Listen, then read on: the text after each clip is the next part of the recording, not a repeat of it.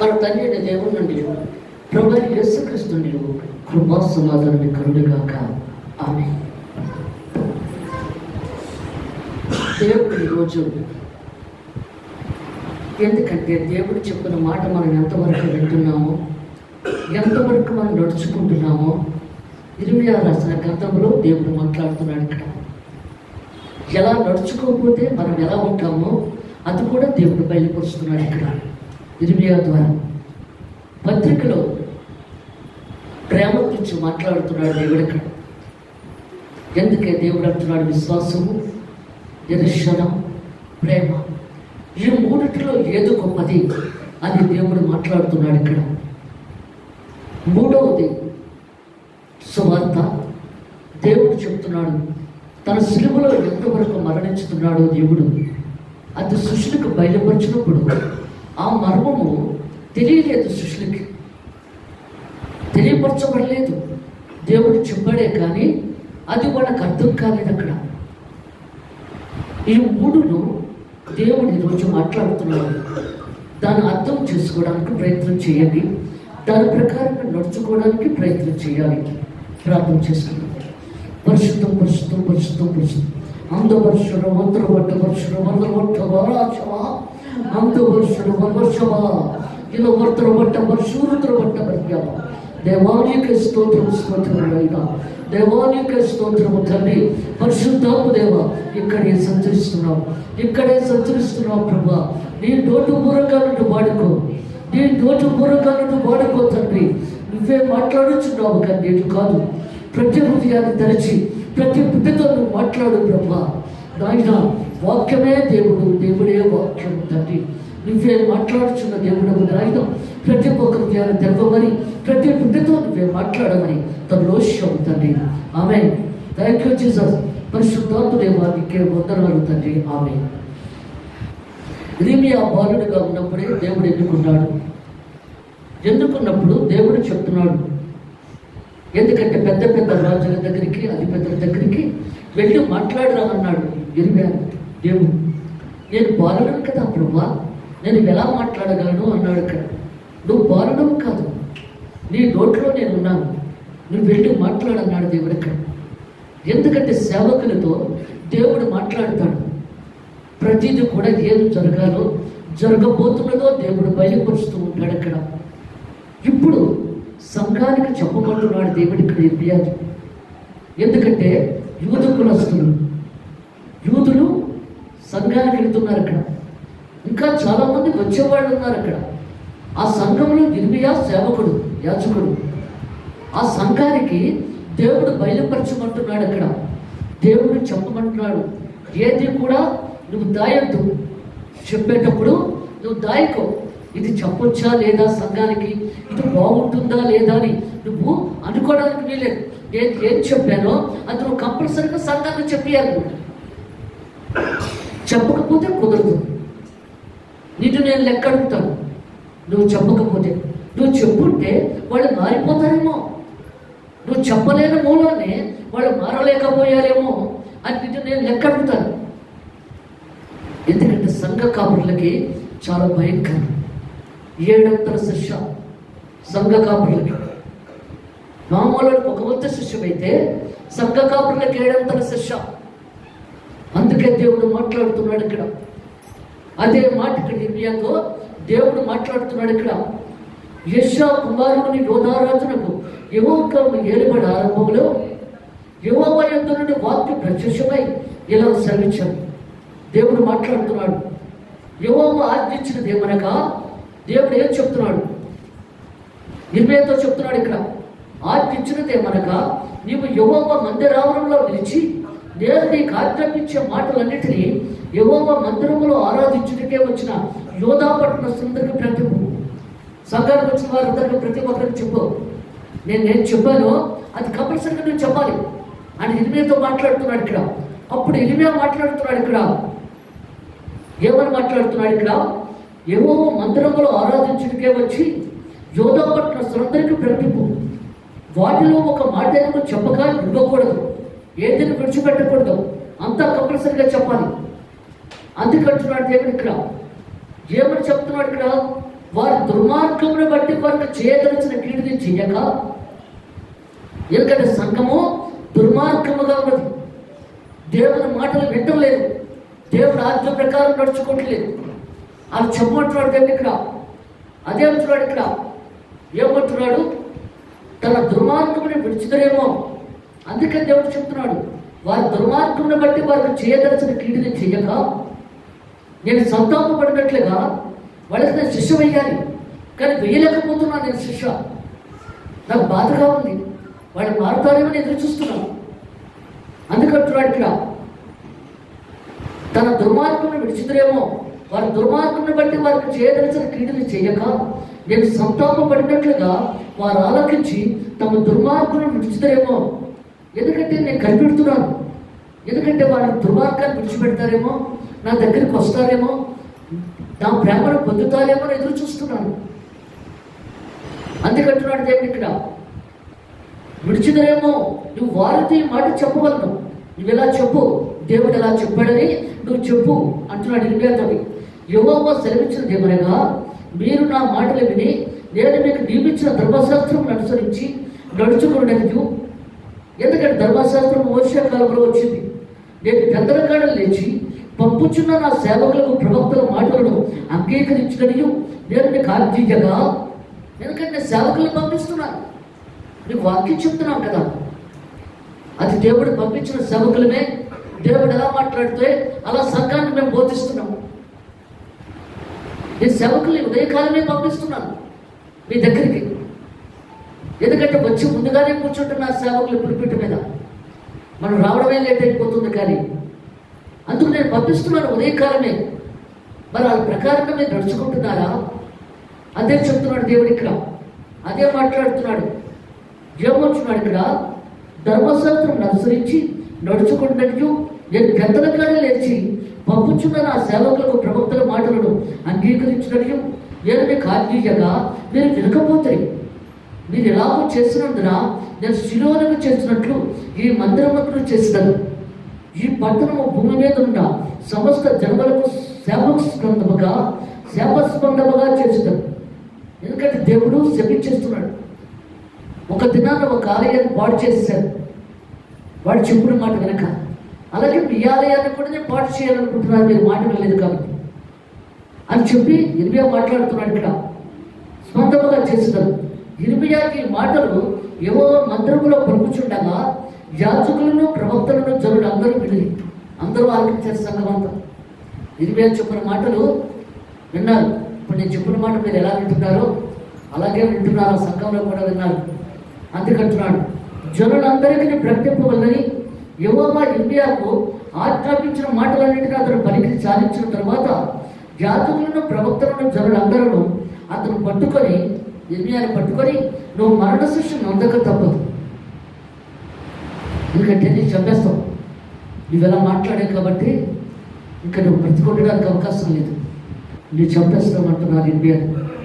అలాగే కదా ఏషియాను కూడా దేవుడు ఏమని చెప్పాడు, నా బిడ్డల దగ్గరికి ఎవరు పెడతారు అన్నప్పుడు నేను పెడతాను ప్రభా అన్నాడు. అయితే నువ్వు కఠినంగా మాట్లాడే సంబంధంతో అలాగే ప్రభా చెవులో శిశు పోసుకొని వాక్య ప్రకారం నడుచుకోవట్లేదు, స్వస్థతలు జరగలేదు. ఎలా జరగదు? నీ హృదయం కుంగిపోయింది, అందుకే నీకు స్వస్థతలు జరగటం లేదు అన్నప్పుడు సంఘ పెద్దల కోపం వచ్చి అతను తరుముకుంటూ వెళ్ళి చెట్టు తరలో దాకుంటే రంపంతో కొంచెం చంపేస్తాడు. దేవుని కోసం అసాక్షి అయిపోతాడు ఇష్యాక. అందుకే అంటున్నాడు, యేసు ప్రభు చనిపోతున్నప్పుడు ఆయన తల్లి ఏడుస్తుంది మీదపడి, ఆయన ఇలాంటి మరణం పొందేవేంటి అని. నా కడుపు కొంత భయంకరంగా ఉంది, నా వేదన భరించలేకపోతున్నాను, ఎందుకు ఇలాంటి మరణము? అమ్మా నేను లోక కళ్యాణం కోసం వచ్చాను, నేను ప్రాణం ఇవ్వాలి. అందుకంటున్నాడు, నా రక్తం ఇవ్వాలి, నా రక్తంతో రక్షణ భాగ్యం కలగాలి. ఎందుకంటే భూమి మీద నా రక్తము చింతించబడకపోతే పవిత్రత కాదు. అందరూ పరలోక రాజ్యానికి రావాలంటే నా రక్తము చింతించబడాలి. నేను లోక కళ్యాణం కోసం వచ్చాను, నువ్వు స్త్రీలందరికీ నాదిపరచున్నాను కాబట్టి నీ గర్భంలో నేను పుట్టాను, అంతే, నువ్వు బాధపడుతున్నాడు దేవుడు అక్కడ. ఎందుకంటే ప్రతి ఒక్కరికి కూడా దేవుడు పంపిస్తున్నాడు మనుషులను మార్చడానికి, వాళ్ళ పాపాలు విడుదల చేసుకోవడానికి, వాళ్ళు పశ్చాత్తాపడడానికి ప్రవక్తను పంపించినప్పుడు ఇక్కడ ఇర్మియాతో మీద పడిపోయారు. ఇర్మియా మీద సంఘం అంతా ఇది చంపేస్తాం మేము ఇది మాట్లాడినందుకని. అప్పుడు ఇర్మియా మాట్లాడుతున్నాడు ఈ విధంగా. ఏమొచ్చినాడు ఇక్కడ? యెహోవా నామమును బట్టి ఈ మందిరము శిలువ వలె నొగననియు, ఈ పట్టణము నివాసముల యొక్క పాడైపోననియు నీ వేళ ప్రకటించుతున్నావు అనుచు ప్రజలందరూ యెహోవా మందిరంలో ఇర్మియాతో కూడి వచ్చింది. యూదా అధిపతులు ఆ సంగతిని విని, ఎందుకంటే పెద్దలు ఉంటారు కానీ యోధ కులస్తుల్లో పెద్దలందరూ కూడా వచ్చేసారు ఇర్మియాతో మాట్లాడడానికి. ఎందుకు నువ్వు ఇలా మాట్లాడావని చెప్పి అందుకంటున్నాడు. తప్పుగా మాట్లాడినప్పుడు, బాధ కలిగినప్పుడు వచ్చి మాట్లాడతారు. ఎందుకు సేవకులతో మాట్లాడతారు, ఎందుకు ఇలా మాట్లాడేవని. అందుకంటున్నాడు.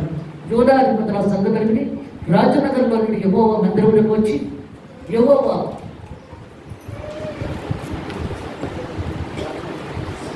మందిరపు కొత్త కబరి ద్వారం దగ్గర కూర్చుండగా, ఎందుకంటే సంఘ పెద్దలందరూ కూడా వచ్చేసారు, వచ్చి కూర్చొని ఆలకిస్తున్నారు. అన్నీ కూడా యాజకులను ప్రవక్తలను అధిపతులతో సమస్త ప్రజలతో ఇలాగని మీరు చెవులారా వినియున్న ప్రకారము, ఎందుకంటే అందరూ చెవులు పెట్టి ఆలకించారు కదా, ఇర్మియా చెప్పిన మాటలు ఆలకించారు కదా. ఇక్కడ సమస్త ప్రజలతో ఇలాగని మీరు చెవులారా వినియున్న ప్రకారము ఈ మనుష్యుడు ఈ పట్టణముకు విరోధముగా ప్రవచించుతున్నాడు.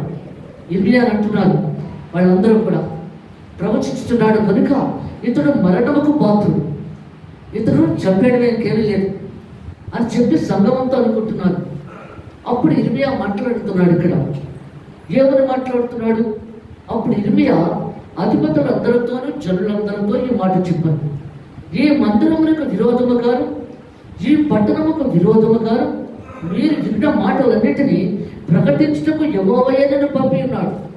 దేవుడే నన్ను పంపించాడు. దేవుడు చెప్పిన మాటలే నేను ఇక్కడ పలికాను, కానీ నా సొంత మాటలు నేను పలకలేదు. ఇక్కడ మీరు నన్ను చంపేస్తారేమో చంపేయండి, నాకేం ప్రాబ్లం లేదు.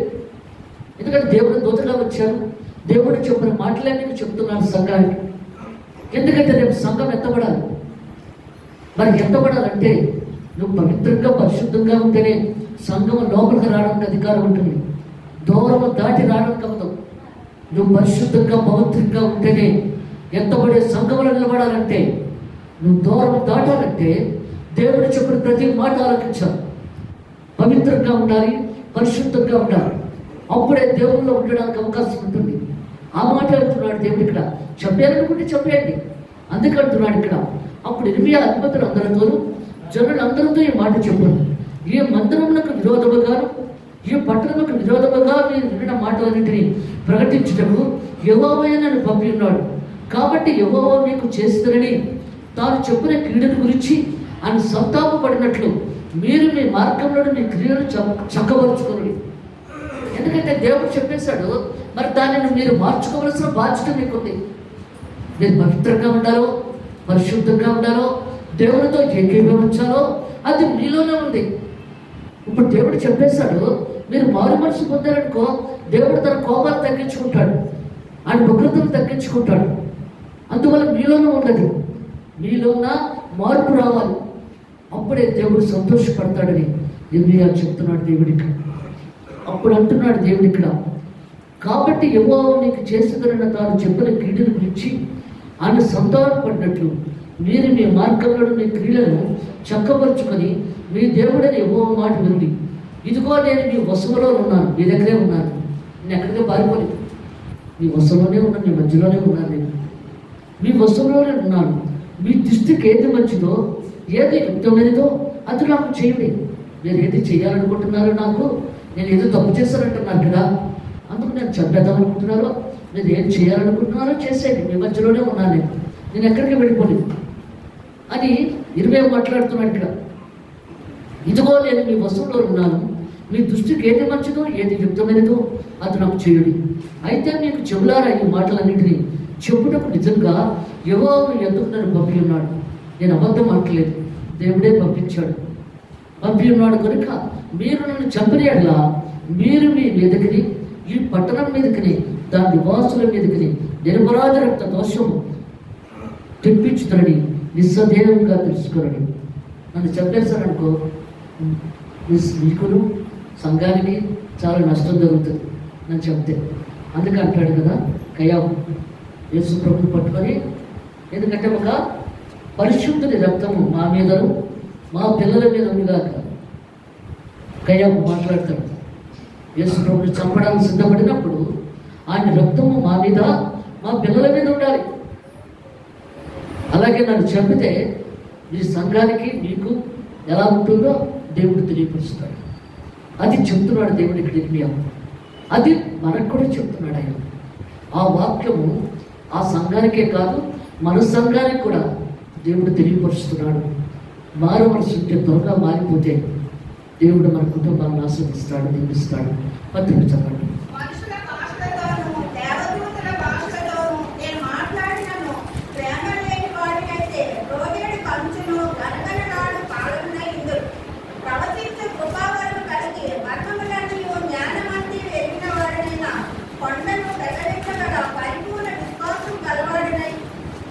ప్రేమ లేని వాడినైతే నేను పెట్టున్నాను.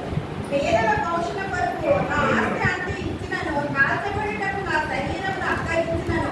ప్రేమ లేని వాడినైతే నాకు ప్రయోజనం ఏమీ లేదు. చాలు. అందుకే దేవుడు మాట్లాడుతున్నాడు ఇక్కడ, ప్రేమ గురించి మాట్లాడుతున్నాడు. అందుకే దేవుడు సెలవిస్తున్నాడు ఇక్కడ. ఏమంటున్నాడు ఇక్కడ? మనుషుల భాషలతోనూ దేవదూతుల భాషలతోనూ నేను మాట్లాడినను. ఎందుకంటే పరిశుద్ధాత్మ వచ్చినప్పుడు దేవదూతుల భాషలు వచ్చేస్తాయి అందరికీ. అందుకు అది నీకు ఉన్న ప్రేమ లేని వాడినైతే వెత్తడు. నువ్వు భాషలతో మాట్లాడచ్చు, నువ్వు ఎన్నెన్నో చేయొచ్చు, కానీ ప్రేమ లేకపోతే మాత్రం వెత్తనది. ప్రేమ కావాలి. ప్రేమ మత్సరపడదు, కోపపడదు. అందుకే దేవుడు మాట్లాడుతున్నాడు. అదే చెప్తున్నాడు ఇక్కడ. మనుషుల భాషలతోనూ దేవదూతుల భాషలతోనూ నేను మాట్లాడినను. ప్రేమ లేని వాడినైతే మ్రోగుడి కంచెను గనగనడాడు తాళమునేయుడు. ప్రవచించు కృపావరమ కలిగి మర్మములన్నీ జ్ఞానవంతము ఎరుగువాడినైను. కొండలు మిగిలింపగల పరిపూర్ణ విశ్వాసం గలవాడినైను. ప్రేమ లేని వాడినైతే నేను వెతడను. అందుకంటాడు ప్రవచన వరకుండి ఇవన్నీ ప్రవచించిన ప్రేమ లేకపోతే వ్యర్థమన్నాడు దేవుడు అక్కడ. విశ్వాసం అది కూడా ఒక వరమే. ఆ విశ్వాసం నీలో ఉన్న రుచిన అదే అంటున్నాడు. ప్రేమ లేని వాడినైతే నేను వ్యర్థంలో ఉన్నాడు దేవుడు అక్కడ. ప్రేమ కావాలి. ఎవరి కష్టంలో ఉన్నా బాధలో ఉన్నా నువ్వు ప్రార్థన చేయాలి. వాళ్ళ దగ్గరికి వెళ్ళి వాదార్పు ఇవ్వాలి. మంచిగా దేవుడు చేస్తాడు, అన్నీ చేస్తాడని చెప్పినప్పుడే దేవుడు సంతోషపడతాడు. అంతకంటున్నాడు కదా దేవుడు ఇక్కడ. ఏమంటున్నాడు? ఎవరైనా వచ్చి నేను ఆకలితో ఉన్నా నాకు భోజనం పెట్టు అని చెప్పి నువ్వు అన్నప్పుడు నీకు చలి కాచుకోవడానికి బట్టలు కావాలా, ఇది చేయడానికి ఇంకోటి కావాలా నువ్వు అడిగితే అక్కడ కాదు కదా. అతనికి ఆకలిస్తుంది, భోజనం పెట్టమన్నాడు అక్కడ. కానీ నువ్వు బట్టలు ఇస్తానంటున్నావు, నువ్వు కేటలు చేస్తానన్నావు. మరి నీ కడుపుకు భోజనం పెట్టకుండా ఇవన్నీ చేస్తానంటే అది ఉపయోగం లేదు కదా అక్కడ. అందుకే దేవుడు మాట్లాడుతున్నాడు ఇక్కడ. ప్రేమ లేకపోతే వ్యర్థం. భర్త భార్యనైనా బిడ్డలనైనా సరే కోపపడ్డానికి అవకాశం లేదు అక్కడ. అందుకే దేవుడు మాట్లాడుతున్నాడు ఇక్కడ. కోపపడవచ్చు, కూర్చోబెట్టి ఒక స్నేహితుడిలా మాట్లాడాలి బిడ్డల్ని. అందుకే దేవుడు మాట్లాడుతున్నాడు. ఒక స్నేహితుడు నేను పుట్టినప్పటి నుంచి కూడా బిడ్డలతో నువ్వు సహవాసం చేసినప్పుడు అప్పుడు ఆ బిడ్డలకు కూడా నీ కష్ట సుఖాలు చెప్పడానికి అవకాశం ఉంటుంది అక్కడ. లేదనుకుంటే తన స్నేహితులతోనే చెప్పుకుంటారు కానీ తల్లిదండ్రులతో చెప్పరు. అందుకే దేవుడు మాట్లాడుతున్నాడు ఇక్కడ. ఎందుకంటే వాళ్ళకి ఒకవేళ కోపపడినా వాళ్ళు ఇంకో విధముగా ప్రవర్తించినా నువ్వు కూర్చోబెట్టి నచ్చుతుంది. ఇలా ఉండాలి, మనం ఇలా ఉంటే అలా బాగుంటుంది అని నువ్వు చెప్పినప్పుడు వాళ్ళు అర్థం చేసుకోవడానికి ప్రయత్నం చేస్తారు. ఇక్కడ నువ్వు కొట్టేసినంత మాత్రంలో, తిట్టేసినంత మాత్రంలో అక్కడ వాళ్ళు మంచి జరగదు అక్కడ. ప్రేమతో మాట్లాడినప్పుడే అప్పుడు అన్నీ కూడా మంచిగా సర్దుకుపోతారు అక్కడ. అందుకంటున్నాడు కొంతమంది తెలియక తప్పు చేస్తారు పిల్లలు. ఆ తప్పును సరిదిద్దవలసిన బాధ్యత మనకుంది. కోపడిపోకూడదు అక్కడ. అందుకే దేవుడు మాట్లాడుతున్నాడు ఇక్కడ. ఏమని చెప్తున్నాడు ఇక్కడ? పేదల పోషణ కొరకు నా స్థంతి ఇచ్చినను, కాల్చబడ్డకు నా శరీరం అప్పగించినను. ఎందుకంటే నీ శరీరం కాల్చుకున్నా ప్రయోజనం లేదు ప్రేమ లేకపోతే. అందుకే సంఘానికి కూడా చెప్పేది ఏంటంటే ప్రేమించే మనసు కావాలి, ఆదరించే మనసు కావాలి. కొంతమంది ఒకలా ఉంటారు, ఎందుకంటే ఒకసారి చెప్తారు, కొంతమంది 2 సార్లు చెప్తారు, కొంతమంది 3 సార్లు చెప్తారు. నువ్వు కోప్పడిపోతే ఎలాగా? అందుకంటున్నాడు కదా దేవుడు. మోషే ఇశ్రాయేలు జనాంగం తప్పు చేశారని అప్పటికే దేవుడు 23,000 మందిని అక్కడే చెప్పేశాడు, కత్తి నిలబెట్టి తప్పు చేసినందుకు. అప్పుడు ఇంకా మోషే కోపం వచ్చింది. 2 పలకలు 10 పలకలు సంకలో పెట్టుకొని అగ్నితో రాశాడు దేవుడు. అది సంకలో పెట్టుకొని వస్తున్నప్పుడు వాళ్ళు అక్కడ తప్పు చేస్తున్నప్పుడు అది చూసి భరించలేక విసురు కొడతాడు. ఆ 2 పలకల్ని కూడా విసురు కొట్టేటప్పుడు కల్లా అప్పుడు దేవుడు కోపపడతాడు మోషేని. నేను కోపడినా పర్వాలేదు కానీ నువ్వు కోపడకూడదు, ఎందుకంటే ఇశ్రాయేలు జనాంగాన్నంతటి కూడా నడిపించాడు మోషే. నా ఇల్లంతట్లో నమ్మకమైన వాడు అన్నాడు మోషే. అలాంటిది అతను వాళ్ళతో నువ్వు అంత స్నేహం చేసి అలా ఇసురుకొడతావేంటి, అంత కోపం తెచ్చుకుంటావేంటి అని చెప్పి ఒక తప్పుగా 2వ తప్పుగా ఇచ్చాడు దేవుడికి. 3వ తప్పు బండ మీద బండ మీద నీరు కొట్టమన్నప్పుడు దేవుడు నామాలను కొట్టకుండా మామూలుగా కొడతాడు, అందుకు ఒక తప్పుగా ఇచ్చాడు. ఇది 2వ తప్పుగా ఇచ్చాడు దేవుడు ఇక్కడ. మరి మనం ఎంతమంది తప్పులు చేస్తున్నాము? మనం ఎంతమంది తప్పుల్ని దేవుడు ఎంచుతున్నాడు? మాట ద్వారా, చేత ద్వారా, చూపు ద్వారా, నడవడిక ద్వారా. అరుషమా అంత వర్షమా ఎలా దేవుడు ఎంచుతున్నాడు ఇక్కడ? ఎలా ఎంచుతున్నాడు? మనం మాట్లాడే పద్ధతి బాగుందా? అందుకే దేవుడు మాట్లాడుతున్నాడు అక్కడ. ప్రేమ ప్రేమ ప్రేమ నడుస్తున్నాడు దేవుడు ఇక్కడ. ఆయన రక్తము ప్రేమ ప్రేమ ప్రేమ ఉంది అక్కడ. అందుకే దేవుడు మాట్లాడుతున్నాడు ఇక్కడ. ఆ ప్రేమ గురించి చెప్తున్నాడు. ఏమంటున్నాడు ఇక్కడ? ఏమని చెప్తున్నాడు? ప్రేమ మత్సరపడదు, ప్రేమ డంబముగా ప్రవర్తింపదు, అది ఉప్పొంగదు, అమర్యాదగా నడవదు, స్వప్రయోజనం చాలించుకునదు, త్వరగా కోపపడదు, అపకారం మనసులో ఉంచుకునదు, దుర్నీతి విషయమై సంతోషపడక సత్యమునందు సంతోషించదు. అతను మనిషి చూస్తున్నాడు, చాలా కోపంగా ఉంది నా మీద. వెళ్ళి కౌలించుకొని నేను ఏదో తప్పు చేస్తే క్షమించవా, సారీ ఏమనుకోకు అని అన్నామనుకో. చాలా కోపంతో వస్తున్న మనిషి కూడా ఏంటి ఇలా మాట్లాడింది, తను క్షమించుకుంటుంది. అంత కోపం కూడా చల్లబడిపోతుంది, ఇంకేముండదు అక్కడ. నువ్వు అలా మాట్లాడేటప్పటికి ఆ కోపం అంతా పోతుంది అక్కడ. అదే ప్రేమ అంటున్నాడు దేవుడు ఇక్కడ. ఈ లోకంలో నువ్వు బ్రతికినంత వరకు ప్రేమించు. నువ్వు చనిపోయిన తర్వాత నీ బాడీ సమాధిలోకి వెళ్ళేటప్పుడు చెప్పుకుంటారు మనుషులు, ఎంత మంచి అబ్బాయిరా, మంచి అబ్బాయిరా, కోపం అన్నది ఉండదురా అని చెప్పి అలా చెప్పుకునేలా మనం చేసుకోవాలి. కానీ ఇప్పుడు చెప్పరు. నువ్వు బ్రతుకున్నప్పుడు ఎవరేమో అనుకోరు. నువ్వు చనిపోయిన తర్వాతే నీ మంచి చెడ్డలు బయటకు వస్తాయి. అందుకే దేవుడు మాట్లాడుతున్నాడు ఇక్కడ. అదే చెప్తున్నాడు, కోపపడదు, అపకారం మనసులో ఉంచుకొనదు, దుర్నీతి విషయమై సంతోషపడక సత్యమునందు సంతోషించను, అన్నిటినీ తాడుకొనడు, అన్నిటినీ నమ్మును, అన్నిటినీ నిరీక్షించను, అన్నిటినీ ఓర్చును.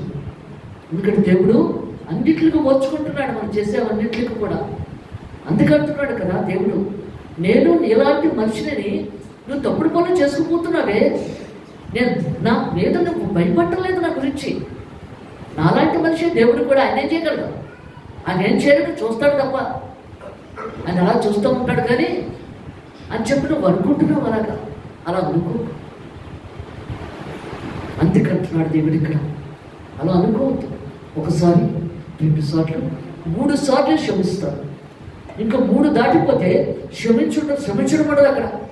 అందుకు అనుకోకు, ఇలాంటి మనిషిని అనుకోకు నన్ను అని దేవుడు మాట్లాడుతున్నాడు ఇక్కడ.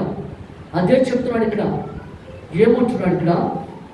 ప్రేమ శాశ్వత కాలములను, ప్రవచనములైన నిరంతకములను, భాషలైన నిలిచిపోవను, జ్ఞానాలైన నిరంతకములు. మనం కొంత మట్టుకు ఎదుగుతాము, కొంత మట్టుకు ప్రవచిస్తున్నాము. కానీ పూర్ణమైన వచ్చినప్పుడు పూర్ణముగా నిరంతకములు. నేను పిల్లవాడినే ఉన్నప్పుడు పిల్లవాడి వలె మాట్లాడుతుంది, పిల్లవాడి వలె తలంచుతుంది, పిల్లవాడి వలె యోచించుతుంది. ఇప్పుడు పెద్దవాడిని పిల్లవాడి శాస్త్రం మానివేస్తుంది. చిన్న వయసులో ఉన్నప్పుడు తెలిసి తెలియక మాట్లాడతాం, తెలిసి తెలియక తప్పు చేస్తాం. కానీ నువ్వు పెద్దవాడు అయిన తర్వాత లోకజ్ఞానం తెలుసుకోవాలి. ఎలా ఉండాలో, ఎలా మాట్లాడాలో, ఏ విధంగా చేస్తే పెద్దలు అంగీకరిస్తారు అప్పుడు తెలుసుకోవాలి. అదే అంటున్నాడు. ఇప్పుడు అర్థంలో చూసినట్టు సూచనగా చూస్తున్నాము, అప్పుడు ముఖ్యంగా చూద్దాం. ఇప్పుడు కొంతమట్టుకే ఎరిగి ఉన్నాను, అప్పుడు నేను పూర్తిగా ఎరగబడిన ప్రకారము పూర్తిగా ఎరుగుతుంది. కాగా విశ్వాసము, నిరీక్షణ, ప్రేమ. దేవుని మీద నీకు విశ్వాసం అన్నది వచ్చిన నిరీక్షణ కలుగుతుంది. నిరీక్షణ నేను ఇతరుల వల్ల దుఃఖపడకుండా నిమిత్తము నిద్రించుతున్న వారి గురించి తెలియకుండా నాకు ఇష్టం ఉంది. ఎందుకంటే అన్నిటికీ తెలియదు, కానీ మనకు తెలుసు కదా, మన ఇంట్లో వారు చనిపోయినా మరలా లేపబడతారని. దేవుడు మధ్యాకాశాలకు వచ్చినప్పుడు ఆ నిరీక్షణ లేకున్నది. వాళ్ళే ముందులేస్తారు చనిపోయిన వాళ్ళు. తర్వాత సంఘం ఎత్తబడుతుంది. కన్ను మూసి కన్ను తెరిచేటప్పుడు సంఘం ఎత్తబడిపోతుంది. ఆ సంఘంలోకి దేవదూతలు ఆకాశానికి భూమికి నిచ్చెన వేసుకొని ఎక్కుతూ దిగుతూ ప్రభు చేస్తున్నాడు, ప్రభు చేస్తున్నాడు, ప్రభు చేస్తున్నాడు అని బోరంతని గుద్దుతూ ఉండగా అది నీ చెవుల్లో మారుమోగాలి కదా. నువ్వు దేవుల్లో ఉన్న రోజున అది మారుమోగుతుంది, లేకపోతే నీకు వినబడతావు. నువ్వు తప్పుడు పనులు చేస్తూ పాప పనులు చేస్తూ పాప ఆలోచనలో ఉంటే అది వినబడదు నీకు. నువ్వు దేవుల్లో ఉన్న రోజున అది వినబడుతుంది. అయ్యి బాబు ప్రభు చేస్తున్నాడని పరిగెత్తుకొచ్చేయాలి. మా ఆయన రాలేదు, మా పిల్లలు రాలేదు అని చెప్పిన వరకు అప్పుడు ఎవరికి వచ్చేసి సంఘంలోకి వెళ్ళిపోతే వాళ్ళు ఎత్తబడిపోతారు. ఎవరి రక్షణ వాక్యం వాళ్ళదే కదా. భర్తను భర్తదే, భార్యది భార్యదే, బిడ్డది బిడ్డదే. ఎవరి రక్షణ వాక్యం వాడిది. ఎవరు ఎక్కువగా దేవుల్లో ఉంటే వాళ్ళే పరలోక రాజ్యాన్ని సమర్థించుకుంటారు. ఎందుకంటే నువ్వు ప్రార్థన చేసుకోకపోతే ఇక్కడేం లేదు. పిల్లలతో అంటావు ప్రార్థన చేసుకోవాలి, చేసుకుంటే ఏమన్నా చేసుకొని పడుకో. దేవుడు స్తోత్రమని. అందుకే దేవుడు మాట్లాడుతున్నాడు. ఎంతవరకు చెప్తారు అది మీకు ఉండాలి కదా. చర్చకొస్తున్నారు, సంగీసుకొని చూస్తున్నారు, అన్నీ చూస్తున్నప్పుడు మరి మీకు కూడా ప్రార్థన అంటే ఏమిటో, దేవుడు అంటే ఏమిటో అది మనం ఎదుర్కోవాలి కదా అక్కడ. అందుకంటే నిరీక్షణ, దేవుని కోసం నిరీక్షణ కలిగి ఉండాలి. ప్రేమ, ఆ ప్రేమ దేవుడు మనకి ఇస్తున్నాడు. అందుకంటున్నాడు దేవుడు ఇక్కడ విశ్వాసము, నిరీక్షణ, ప్రేమ, ఈ మూడును నిలిచి వీటిలో శ్రేష్టమైనది ప్రేమే. ఈ మూడింటిలో కూడా ప్రేమే గొప్పది. అందుకే దేవుడు అంటున్నాడు మనకి లోకుగా ఉన్నది భార్య. ఏదన్నా అంటే నోటికి వచ్చినట్లు మాట్లాడుతాడు. అందుకంటున్నాడు భార్య కూడా నీలాంటి మనిషి కదా, నువ్వు అలా మాట్లాడకూడదు కదా. అందుకంటున్నాడు భర్తని బిడ్డలకు కూడా కొంతమంది భార్యలు లోకు భర్తను లోకుగా చూసినప్పుడు వాళ్ళు కూడా అలాగే మాట్లాడతారు. అలా మాట్లాడకూడదు. ఒక నోటితోటి ఆశీర్వాదం ఇస్తున్నావు, ఆ నోటితోనే సమస్య చెల్లిస్తున్నావు. బిడ్డలనైనా భర్తనైనా భార్యనైనా. అందుకేంటంటే మనం దేవుళ్ళో వాక్యం చదువుతున్నాం, ప్రార్థన చేస్తున్నప్పుడు ప్రేమే చూపించాలి, కానీ ఇంకోటి ఉండకూడదు అక్కడ. అందుకే ఒకవేళ భర్త తప్పుగా మాట్లాడినప్పుడు నువ్వు కొంతసేపు అయ్యాక అలా మాట్లాడుతున్నారు ఏంటి, బైబిల్లో వాక్యంలో దేవుడు ఇలా చెప్పాడు కదా, మాట్లాడకూడదు కదా, మాట్లాడకండి అని చెప్పాలి. భార్య కూడా ఏదైనా తప్పు చేస్తే భర్త చెప్పాలి. అప్పుడే సరిగ్గా ఉండడానికి అవకాశం ఉంటుంది అక్కడ. అప్పుడు పిల్లలు మనం సరిదిద్దడానికి మన ప్రవర్తన బట్టి, భార్యాభర్తల ప్రవర్తన బట్టి బిడ్డలు కూడా సరి అవుతారు అక్కడ. అందుకంటున్నాడు 24 గంటలు కూడా వాడుకుంటూ ఉంటే పిల్లలకు మనశ్శాంతి ఉండదు అక్కడ. అందువల్ల ఏంటంటే ప్రేమ, ఆ ప్రేమ మనలో ఉన్న ఉంచిన ఎలాంటి గొడవలు గందరగోళాలు ఉండవు. బిడ్డలకి మంచిగా ఉండడానికి అవకాశం ఉంటుంది. కంట్రోల్లో ఉండాలి. అప్పుడే మంచిగా దేవుడు చేస్తాడు. సువార్త చదవండి.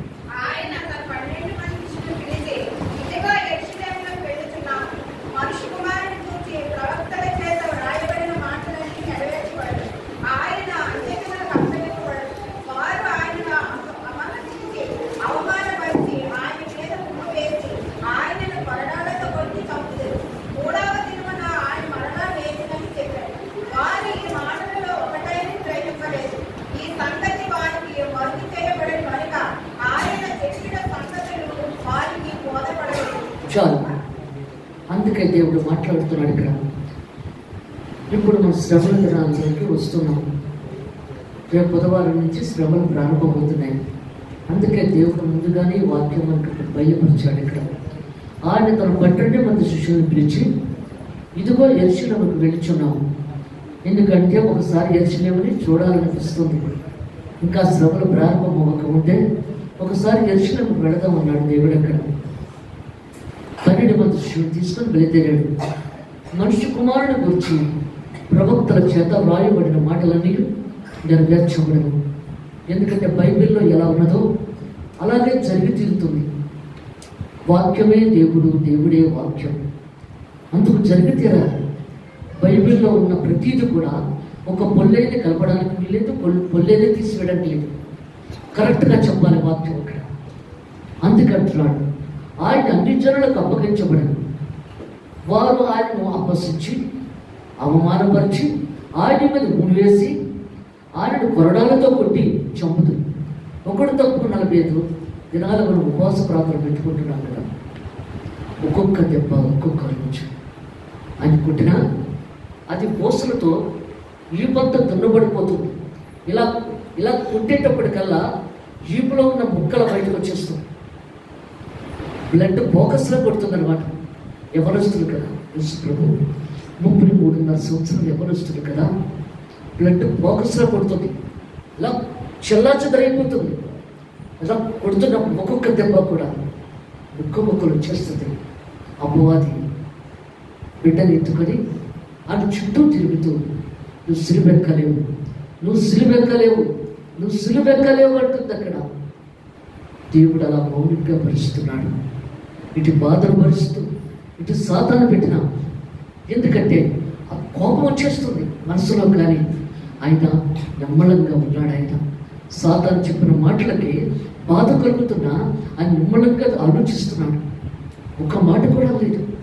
ఎందుకంటే ఆయన మాట్లాడడానికి వీల్లేదు అక్కడ. ఆయన మాట్లాడాడంటే భూలోకమే భస్మమైపోతుంది అక్కడ. ఆయన ఏదన్నా అన్నాడంటే కోపం వచ్చి, అందుకే ఇంకా కోపం రాకూడదు అక్కడ. అందుకంటే 45 రోజులు ఒక్కొక్క రోజు ప్రార్థన.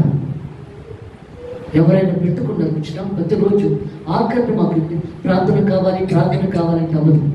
అందు గురించి మొదటి నుంచే మీరు చూసుకొని ప్రార్థన పెట్టుకోండి మీ కుటుంబం గురించి. అందుకే ఇక్కడ కూడా ఒక్కొక్క రోజు దెబ్బ కొట్టిన ప్రతి దెబ్బకి ఒక రోజు ప్రార్థన జరుగుతుంది ఇక్కడ చర్చిలో. అది గమనించాలి. అందరూ రావాలి. చర్చ్ అంతా 40 రోజులు కూడా రావాలి. ప్రతి సాయంత్రం 6:30 నుంచి 8 గంటల వరకు రావాలి దేవునితో గడపడానికి. మరి నువ్వంతా కూడా, ఎందుకంటే 2 రోజులు నీ కుటుంబంతో, నీ ఫ్రెండ్స్ తోటి అందరితో గడిపావు కదా. మరి ఎప్పుడైనా దేవునితో గడపడానికి నువ్వు రావాలి నీ కుటుంబంతో. ప్రతి సాయంత్రం 6:30 8 గంటల వరకు కూడా సంఘం అంతా కనబడాలి చర్చిలో. ప్రతి ఒక్కరూ ప్రార్థన పెట్టించుకోవాలి. అందుకే దేవుడు మాట్లాడుతున్నాడు ఇక్కడ. ఎందుకంటే ఒక్కొక్క దెబ్బకి ఆ దెబ్బలు మనకి దేవుడు మన మీద పడినట్టుగా మనం వరుకోవాలి అక్కడ. ఆ దెబ్బ దేవుని మీద కాదు, మన కుటుంబం మీద పడినట్టుగా మనం ఆలోచించుకోవాలి అక్కడ. అందుకే దేవుడు మాట్లాడుతున్నాడు. ప్రార్థన పెట్టించుకున్నంత మాత్రం ఇది కొనిపెట్టాలి అది కొనిపెట్టాలని అవసరం లేదు అక్కడ. ప్రార్థన పెట్టించుకుంటే చాలు అక్కడ. ఎందుకంటే మీ కుటుంబం గురించి, మీ సమస్యల గురించి, మీ ప్రాబ్లం గురించి ప్రార్థన పెట్టించుకుంటే చాలు. అమ్మగారు కానుక ఇవ్వాలేమో అది అనుకోక్కర్లేదు. మీరు ప్రార్థన పెట్టించుకుంటే చాలు. దేవుడు ఆస్వాదిస్తాడు అక్కడ. ఎందుకంటే ఇష్టం వచ్చేటప్పటికలా మీ కుటుంబాలంతటి కూడా మంచి జరగాలి అక్కడ. ఇక్కడ ఏమొచ్చున్నాడు, ఆ మాటలు చెప్పాడు కానీ దేవుడు సిలువలో మరణిస్తున్నాడు. ఒకడు తప్పు 40 దెబ్బలు తింటున్నారు చెప్పాలి కానీ అది శిష్యులకు అర్థం కాలే. ఎందుకంటే పరిశుద్ధాత్మ రాలేదు కదా. అప్పుడు పరిశుద్ధాత్మ లేదు, వాటికి తెలియలేదు. ఆయన మరలా లేచినని చెప్పారు. 3వ దినాన్ని సత్యంగా లేచిపోయాడని చెప్పారు అక్కడ దేవుడు. వారి మాటలలో ఒకటైనా గ్రహింపలేదు. ఈ సంగతుల వారికి మరుగు చేయబడ్డ కనుక ఆయన చెప్పిన సంగతులు వారికి బోధపడలేదు. ఇక్కడ ఎరుకో పట్టణం సమీపించినప్పుడు ఒక గుడ్డివాడి త్రోవక్కడ కూర్చుండి విశ్వముడు కూర్చున్నాడు. జనసమూహం దాటిపోచున్నట్టు వాడు చెప్పుడు విని కళ్ళు కనపడలేని వాడికి తక్కిన అవయవాలన్నీ బాగా పనిచేస్తాయి. ఇంకొక అవయవం ఏదైనా పని చేయకపోయినా తక్కిన అవయవాలన్నీ కూడా బాగా పనిచేస్తాయి. జనసమూహంతో వచ్చేస్తున్నాడు ఆయన. ఆ శబ్దం వినబడుతుంది, కానీ అది వెళ్ళిపోతున్నట్టుగా వినబడుతుంది ఆ శబ్దం. అప్పుడు దావీదు కుమారుడికి జయమని పిలుస్తున్నాడు. అక్కడ ఎవరు వస్తున్నారు అని అన్నప్పుడు ఒక ఆయన అన్నాడు, నజరేయుడైన యేసు వస్తున్నాడు, జనసమూహంతో వస్తున్నాడు, ఆయన వెళ్ళిపోతున్నాడు అన్నాడు. అప్పుడు దావీదు కుమారుడికి జయం, దావీదు కుమారుడికి జయమని కేకలు వేస్తున్నప్పుడు ముందు నడుస్తున్న వాళ్ళు అంటే ఎందుకే ఎలా అరుస్తున్నావు, నువ్వు వరకు మాట్లాడుకుంటుకో అంటున్నాను. అవ్వకపోతే ఎలాగండి, ఎలా వినబడుతుంది దేవుడికి? అతను స్వస్థత కోసం వచ్చాడు అక్కడికి, మరి అవ్వాలి కదా, మరి అవ్వకపోతే ఎలాగవుతుంది? అది వినపడాలి కదా, వినపడితేనే కదా ఆపుతాడు అక్కడ. మరి నువ్వు కూడా గట్టిగా ప్రార్థన చేసుకొని దేవుడి దగ్గర నువ్వు బైబిల్ గట్టిగా అరిచి ప్రార్థన గట్టిగా అరిస్తే అప్పుడు నీ సమస్య ఏమిటో అప్పుడు దేవుడు అడుగుతాడు కదా. ఏంటమ్మా ఏ సమస్య మీద వచ్చామని అడుగుతాడు కదా అక్కడ. అప్పుడు దేవుడు మళ్ళీ ఇంకా గట్టిగా అరుస్తున్నాడు. అప్పుడు ఆకేడు దేవుడు, ఇలా తీసుకురండి అన్నాడు. దగ్గరికి వచ్చేటప్పటికల్లా అతని చేతులు కర్ర విసిరేసాడు.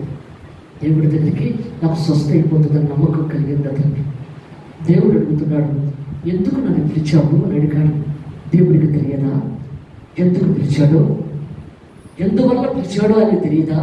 తెలుసు, కానీ నీ నోటితో చెప్పాలి, నీ నోటితో ఒప్పుకోవాలి నీ పాపాలు కూడా. నువ్వు చేసిన పాపాలు దేవుడు తెలుసు, ఆయన చూస్తున్నాడు, అని గమనిస్తున్నాడు. కానీ నువ్వు ఆ ఒప్పుకోవాలి కదా అక్కడ. నువ్వు చేసిన తప్పు, ప్రభా నేను తప్పు చేశాను, నేను ఇలా చేశాను, నన్ను క్షమించండి ప్రభా అని నువ్వు చెప్పాలి అక్కడ. అని తెలియదంటే ఎవరైనా తెలుసు, చెప్పాలి. అప్పుడు అంటున్నాడు, నువ్వే ఎందుకు పిలిచావు నన్ను అని అడిగాడు. నాకు స్వస్థత కావాలి ప్రభా అన్నాడు. నా కళ్ళు ముట్టి స్వస్థపరచవా? అవును, స్వస్థ అయిపోయింది నీకు. దేవుని స్తోత్రం ప్రియా. దేవుడు ఏమన్నాడు? స్వస్థ అయిపోయింది. ఆ మాటలోనే అక్కడ స్వస్థ అయిపోయింది. మరి నువ్వు కూడా దేవుడిని ఏదన్నా అడిగినప్పుడు ఇది నాకు అయిపోయింది ప్రభా అని నువ్వు చేసినప్పుడే అక్కడ అయిపోతుంది. అక్కడ డౌట్ మీద పెట్టుకోకు. డౌట్ పెట్టామంటే ఇంకా లేదు, అక్కడ అయిపోయింది, నాకు అయిపోయింది, నా దేవుడు చేసేసాడు, నాకు అయిపోయింది అని నువ్వు అనుకున్నావు. ఇక్కడ ఏమన్నాడు? స్వస్థత కావాలన్నప్పుడు స్వస్థ అయిపోయింది అన్నాడు. ఇంకా అంత నోట్లో ఉండగానే నీకు స్వస్థ అయిపోయింది అన్నాడు దేవుడు అక్కడ. అందుకే దేవుడు మాట్లాడుతున్నాడు ఇక్కడ.